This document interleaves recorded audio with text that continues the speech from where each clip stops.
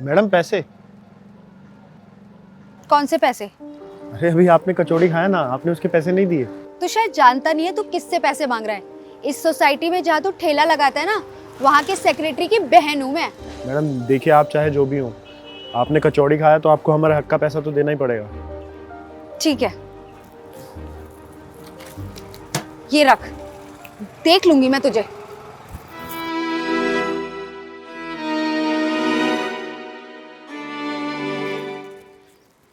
ओह जाओ, तुम्हें भैया बुला रहे हैं। अभी? हाँ अभी जाओ, तुम्हारा इंतजार कर रहे हैं। जाओ, सोच क्या रहे हो? जा रहे हैं।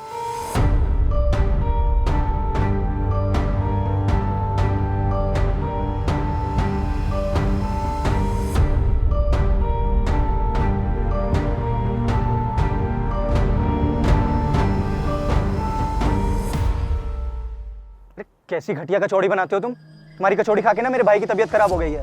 आप कैसी बातें कर रहे हैं? हम हमारी कचौड़ी एकदम शुद्ध और साफ तरीके से बनाते हैं। अच्छा, मतलब मैं झूठ बोल रहा हूँ?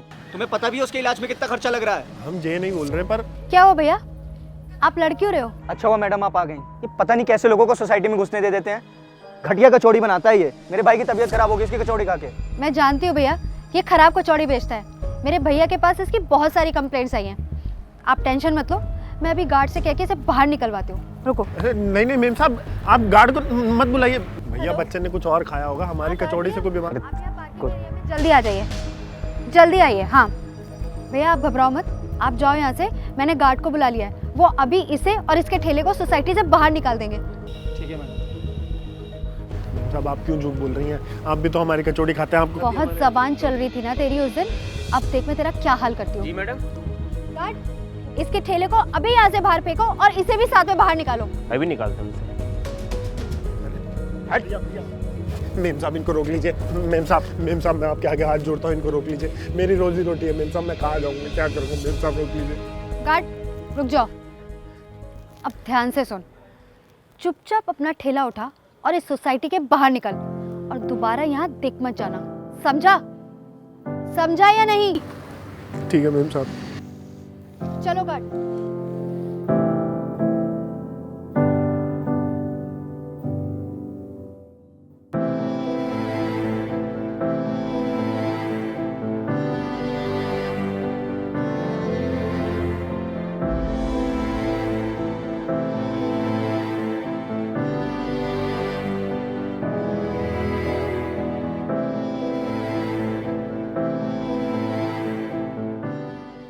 कहाँ गई मेरी चेन?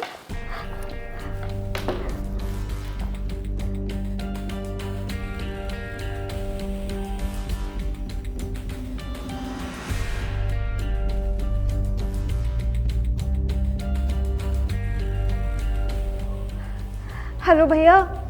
क्या हुआ? तुम इतनी देर से कॉल क्यों कर रही हो? भैया मेरी चेन।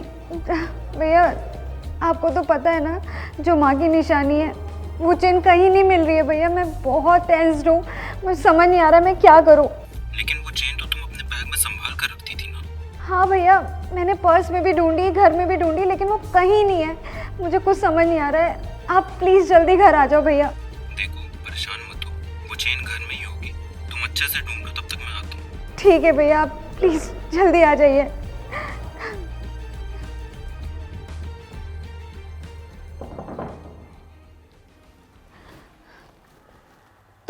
तुम यहाँ क्या कर रहे हो? वो ये तुम्हें कहाँ मिली? जब आप मुझे वहाँ से हटा के चले गए थे तो मेरे गिरे हुए सामान में ही मिली मुझे लगा आपकी है तो मैं आपके पास ले आया। आपका बहुत बहुत शुक्रिया भैया, आपको नहीं पता इसे मैंने कहाँ कहाँ ढूंढा है। Thank you so much. ठीक है।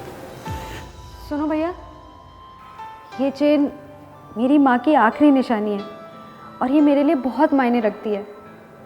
आपने इसे वापस लौटाकर मुझ पर बहुत बड़ा एहसान किया है। और भैया मैंने आपके साथ गलत किया। उस दिन मैंने ही आपकी कचौड़ी में कुछ मिला दिया था। क्या? एक तो आपने मुझे मेरी जगह से हटा दिया, उसके बाद में आपकी इस हरकत की वजह से मैं कहीं भी कचौड़ी नहीं बेच पाऊंगा। मेरे सारे पुराने ग्राहक भी चले जाएंगे। अब मैं क्या कमाऊंगा, क्या खाऊंगा? आपको पता है, अंदाजा है इस चीज़ का? भैया आप प्लीज़ मुझे माफ़ कर दीजिए। मुझे अपनी गलती का एहसास हो गया है और मैं अपनी गलती सुधारना चाहती हूँ। कैसे सुधारेंगी आप अपनी गलती? मैं अपने भैया से बात करके सोसाइटी में एक अच्छी जगह पर आपका ठेला लगवा दूँगी। सच में? हाँ भैया, और मैं आपसे वादा करती हूँ कि दोबारा ऐसा किसी के साथ नहीं करूँगी। आपका बहुत बहुत शुक्रिया मैडम। अरे शुक्रिया की क्या बात है भैया, शुक्रिया तो मुझे आपका बोलना चाहिए कि आपने ये चेन मुझे लौटा दी। ये मेरे लिए बहुत मायने रखती है। Thank you so much. कोई बात नहीं मैडम, मैं चलता हूँ।